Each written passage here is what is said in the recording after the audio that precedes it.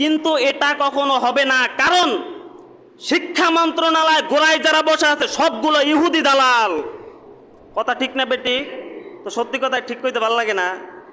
এজন্যই আমি বারে বারে বলে থাকি যে স্কুল কলেজ ইউনিভার্সিটির শিক্ষা এমন শিক্ষা, যেই শিক্ষার মা নাই বাপ নাই, ওর জন্মেরও ঠিক নাই। আমার কোমলমতি সন্তানদেরকে তুমি নাচ গান বেহায়াপনা শিক্ষা দিবা আর জাহান্নামের দিকে রাস্তা দেখায় দিবা, আর আমরা তোমাদেরকে ছেড়ে দিয়ে কথা বলবো, এটা কখনো সম্ভব নয়। কোরআন শিখেছি, ইসলামকে বক্ষণ করেছি, হকের কথা যেটা আছে গলা খুলে ওটা আওয়াজ দিব।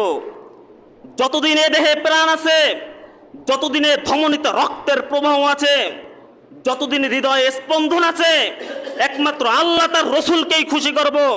এতে যদি গোটা দুনিয়া বিরুদ্ধে চলে যায়, দুনিয়ার কাউকে পরোয়া করবার সময় আমাদের নেই, ঠিক কিনা?